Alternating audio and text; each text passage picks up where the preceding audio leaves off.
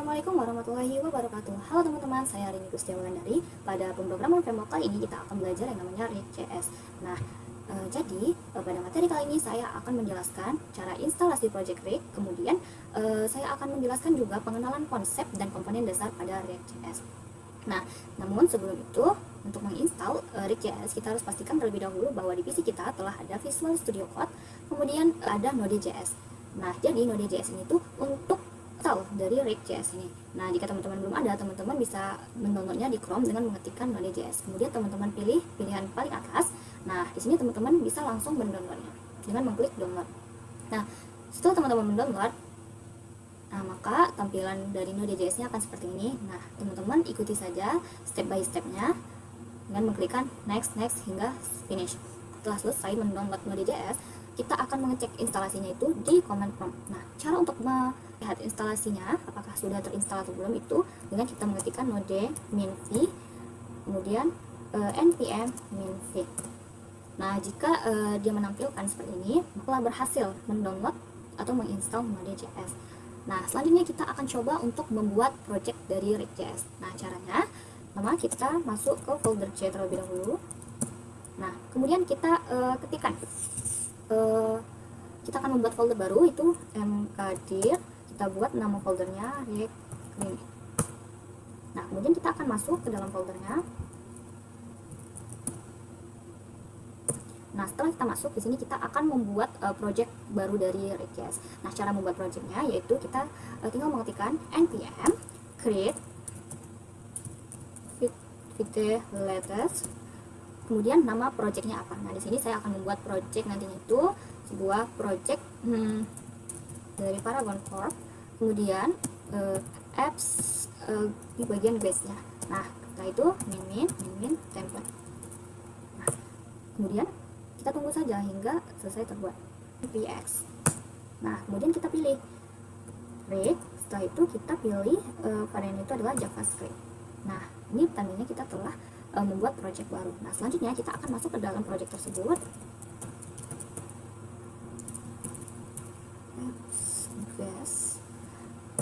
Nah, setelah kita masuk, kemudian kita akan menginstal npm-nya. npm install. Nah, setelah selesai menginstal, selanjutnya kita akan mencoba untuk menjalankan dari project kita apakah sudah berhasil atau belum dengan mengetikkan perintah npm run dev. Nah, jika sudah seperti ini, kita dapat mengopi linknya. Setelah kita copy, kita buka Chrome. Kita masukkan linknya. Nah, jika tampilannya telah seperti ini, maka kita telah berhasil membuat project dan menjalankan projectnya. Oke teman-teman, tadi kita telah menginstal React dan juga cara membuat project baru pada React. Nah, selanjutnya yaitu kita masuk di pengenalan konsep dan komponen dasar React.js. Nah, apa sih React itu? Nah, jadi React itu merupakan library JavaScript yang digunakan untuk membangun sebuah user interface atau antarmuka pengguna dalam sebuah website atau aplikasi mobile yang interaktif. Nah, kemudian di dalam React.js ini tuh ada istilah komponen. Nah, komponen ini tuh, di mana satu komponen ini tuh berisikan satu atau lebih HTML elemen, kode JavaScript atau CSS.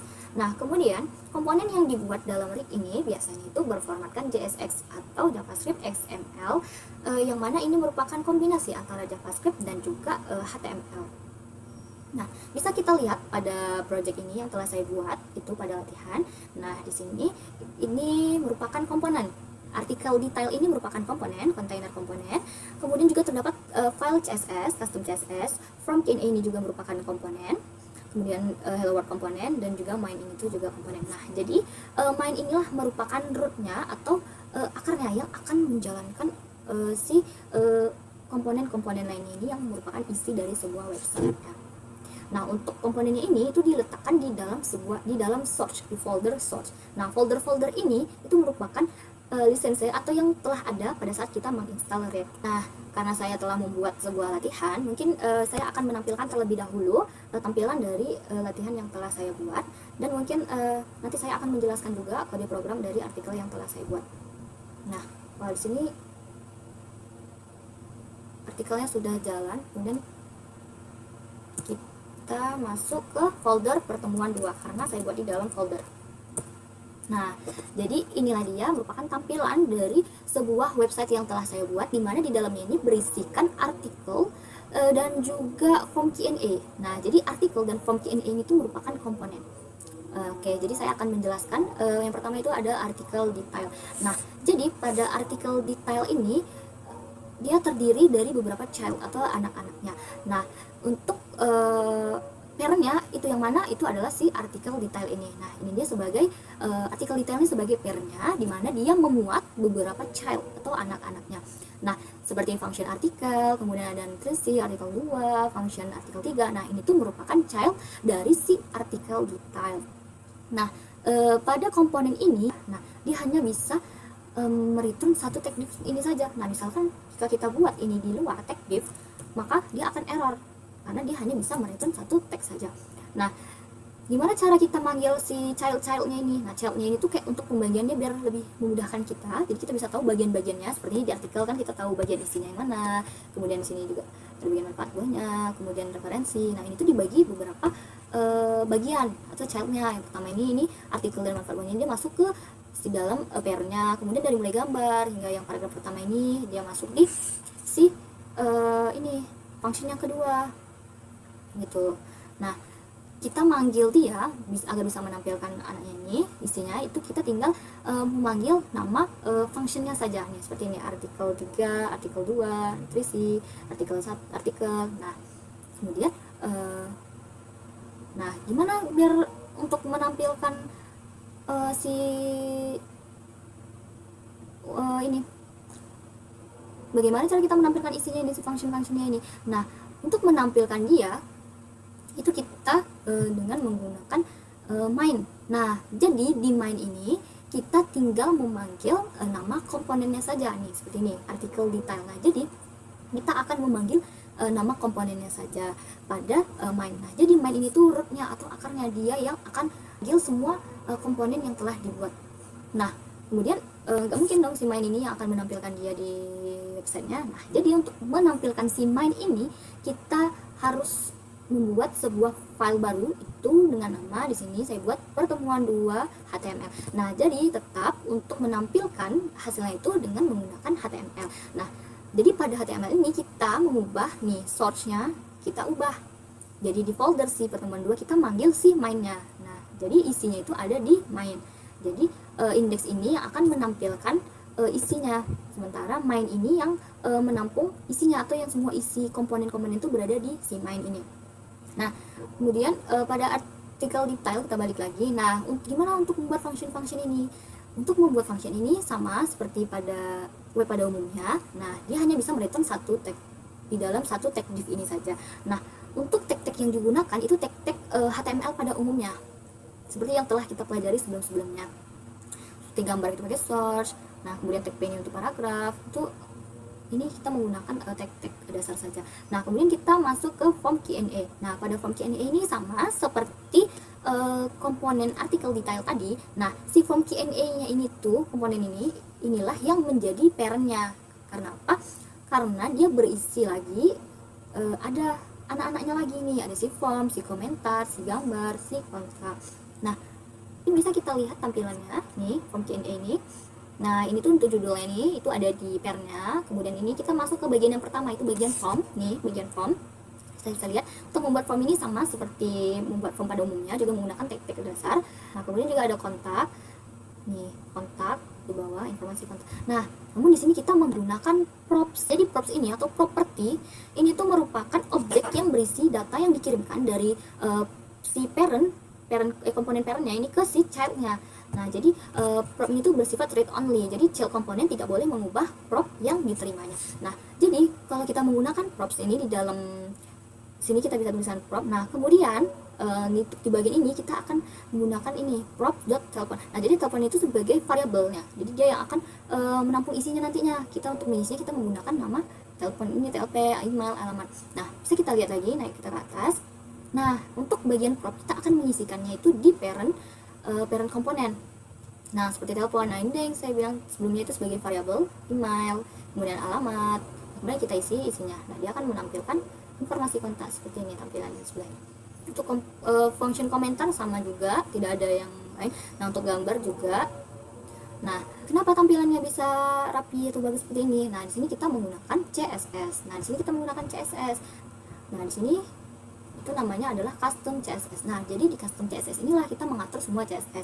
Nah, mungkin teman-teman juga udah pada tahu kan CSS, gimana cara ngatur CSS. Mungkin kita misalnya nih di bodinya kita tahu font family-nya kita pakai font apa, background color yang mau warna apa, color, terus margin-nya, padding-nya.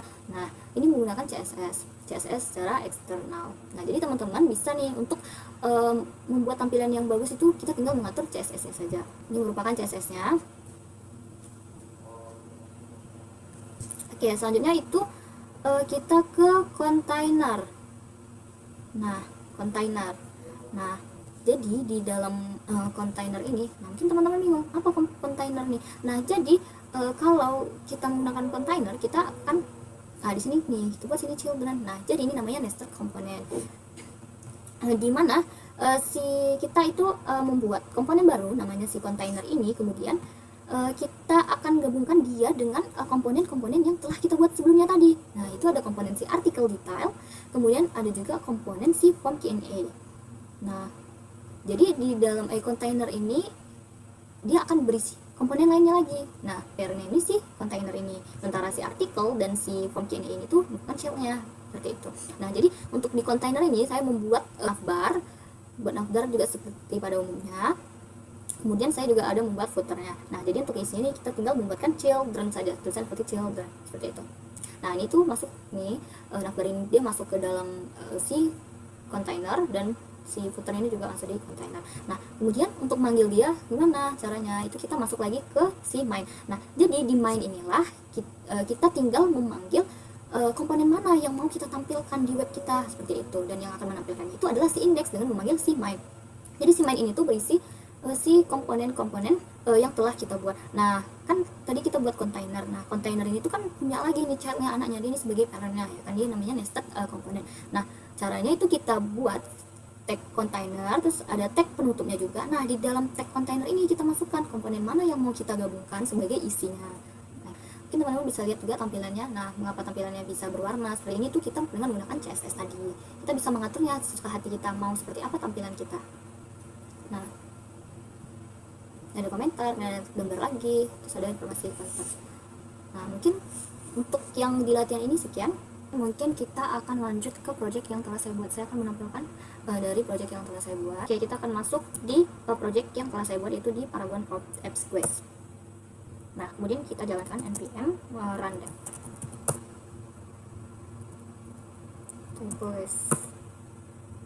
Oke.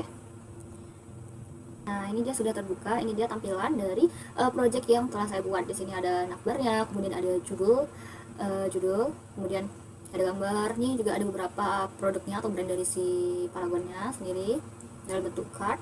Kemudian ada about us, ini ada logonya, kemudian ada sejarahnya sedikit, dan juga ada visi dan juga misinya.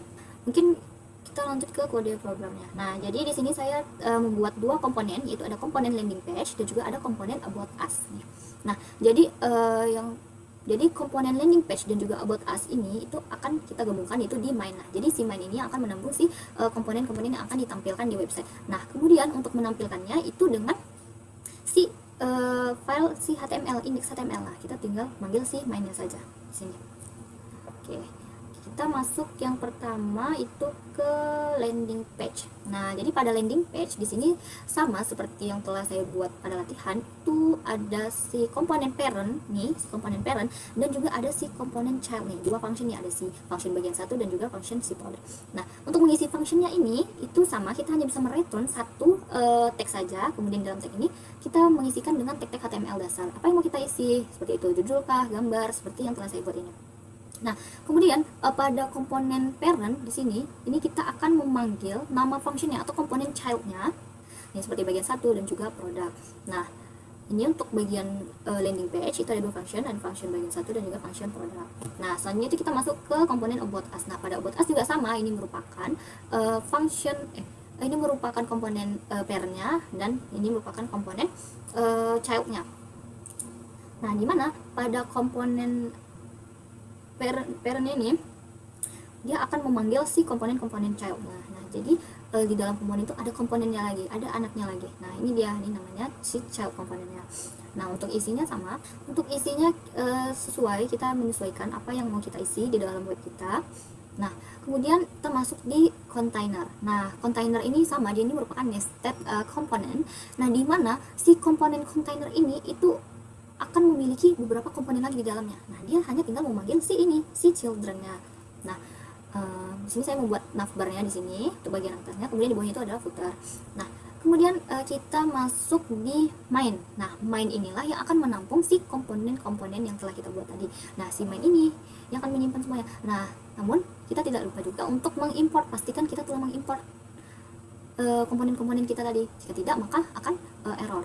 Nah kita juga akan mengimport si custom CSS nya. Kita membuat CSS untuk membaguskan tampilan dari website kita. Nah, di sini container. Nah, container ini sebagai parent-nya, dan si landing page dan about us ini dia sebagai child-nya atau anaknya. Nah, untuk menampilkan main ini gimana gitu kan? Nah, kita menggunakan si index HTML. Kita tinggal menggunakan si index HTML ini. Nah, karena di sini kita langsung dia, maka indeks ini dia sudah langsung menyediakan ini. Seperti itu. Nah jadi alurnya itu pertama kita membuat sebuah komponen seperti about us dan juga landing page maupun container. Nah kemudian komponen-komponen ini, nah di dalam komponen ini kan terdapat child, kemudian kita masukkan dia ke dalam komponen parentnya. Nah setelah itu si komponen parentnya ini, si komponennya about us ini, itu kemudian kita panggil lagi di si main, karena main ini yang akan berisi komponen mana aja yang mau ditampilkan seperti itu. Jadi tidak lupa kita mengimport.